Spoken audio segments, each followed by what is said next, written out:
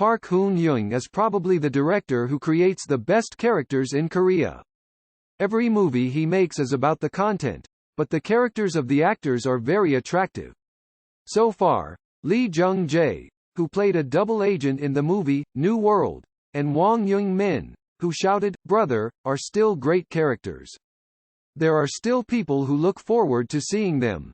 Kim Dami is also very charming in the movie Witch, which can be said to be a Korean hero, so when the Witch series comes out, she's a character I can't throw away. Even VIP, which was very brutal, Lee Jong-sok was a psychopath like never before. This time, he came back with the Childe, and this time, he also created a very attractive character. From that point of view, Park Hoon-young always seems to have fun creating new characters. He wants to create something completely new rather than something that already exists. And I think the reason why so many audiences want to see the next movie is because the characters are so attractive.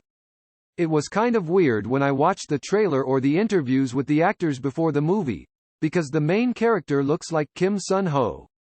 In the trailer, he's never a good guy, he's not a killer, and the other characters don't seem to be very good either.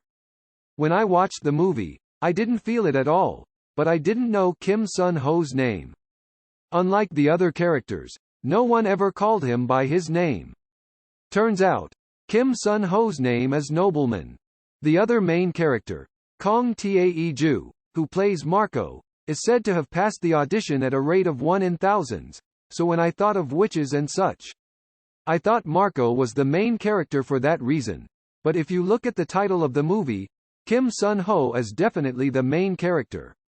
Marco is a Filipino born in the Philippines to a Korean dad and a Filipino mom. He makes money from betting boxing, but when his mom gets sick and needs surgery, he has no money. He decides to go to his dad in South Korea to get some help.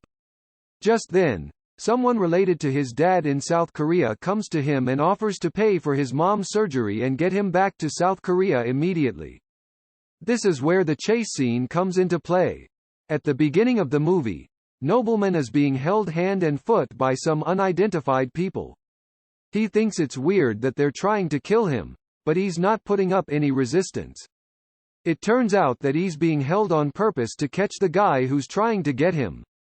And they take him out very neatly. Everything happens so suddenly that Marco finds himself flying to South Korea. On the plane, the Duke finds Marco in first class and calls him a friend, saying that it's strange that he's going to Korea so quickly, and the word friend has one meaning. Even to the person who tried to capture him, he says that he's a friend and that they'll meet again, and when they do, they won't see the world again. He calls Marco a friend, too, and it makes us think about the future. Marco came to Korea for one reason. Marco's biological father has a bad heart and could die soon.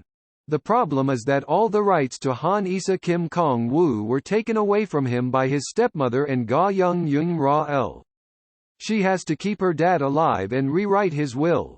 That's why they called Marco, and it gets very complicated when Marco comes to Korea.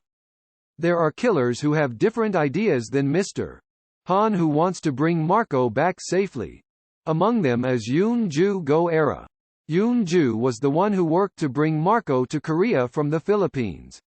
And once he arrived in Korea, she switched sides to take him out for a bigger payoff to Ga Young, so it was unclear which side she was on.